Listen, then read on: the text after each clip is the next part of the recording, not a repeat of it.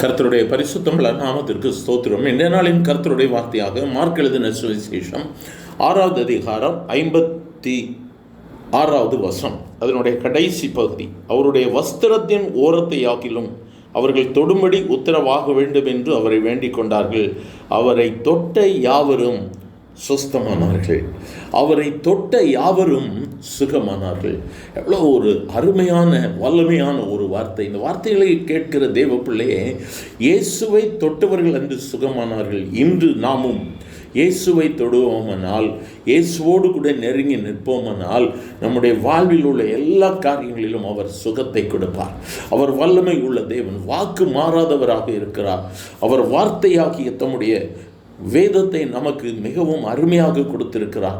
அவர் நம்மோடு கூட இடைப்படுகிறவராய், நம்மோடு கூட உலாவுகிற தெய்வமாக இருக்கிறார். நாம் வேதத்தில் வாசிக்கும் பொழுது மத்தேயு எழுதின சுவிசேஷம் 9ஆம் அதிகாரத்தில் 12 வருடமாக பெரும் பாடுள்ள ஒரு ஸ்திரீ, திரளான ஜனங்கள் இயேசுவோடு கூட சென்று கொண்டிருக்கிறார்கள். இயேசுவனிடத்தில் செல்ல முடியாதபடிக்கு நெருக்கமான சூழ்நிலை. ஆனால் அந்த பெண் என்ன செய்கிறாள்? இயேசுவனுடைய வஸ்திரத்தை தொடுகிறாள். அந்த வஸ்திரத்தை தொட்ட மாத்திரத்தில் வேதம் சொல்லுகிறது, அவள் சுகமானாள். எனக்கு அருமையானவர்கள், அன்று இயேசு லிட்டரலாக எல்லார் மத்தியிலும் மானசீக பிரகாரமாக நடந்தார். அவரை தொட்டார்கள், அவரோடு கூட பேசினார்கள். இன்றும் அவர் வல்லமை உள்ள தேவனாய் தம்மை நோக்கி கூப்பிடுகிற யாவருக்கும் அவர் சமீபமாய் இருக்கிறார். இன்று உன்னுடைய வாழ்வின் தேவைகளோடு கூட நின்று கொண்டிருக்கிறாயோ? வியாதி பலவீனம் என்று சொல்லி நின்று கொண்டிருக்கிறாயா?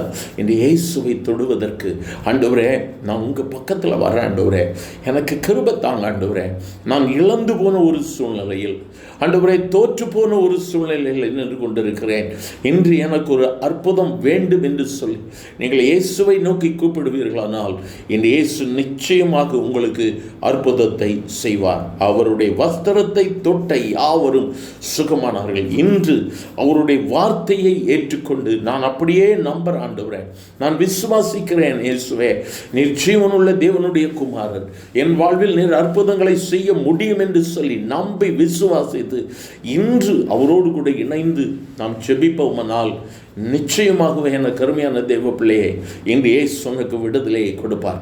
நீ எந்த காரியத்தில் கலங்கி போயிருக்கிறாயோ, எந்த சூழ்நிலை உன்னை அமிழ்த்து விடும் என்று சொல்லி நீ கலங்குகிறாயோ, அதிலிருந்து இயேசு இன்று உனக்கு விடுதலை கொடுப்பார்.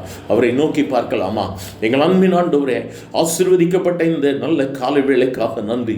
பலவித சூழல்களில் இந்த வார்த்தையை கேட்டுக்கொண்டிருக்கக்கூடிய உடைய பிள்ளைகள், அமிழ்ந்து விடுவேனோ, நோயினால் இன்னும் பலவீனப்பட்டு விடுவேனோ, சூழ்நிலைகள் என்னை அழுத்தி விடுமோ என்று சொல்லி பலவிதங்களில் காயத்தோடு கூட கலங்கி கொண்டிருக்கிற உடைய பிள்ளைகள் மேல் ஆண்டவருடைய கரம் அமரட்டும் அப்பா.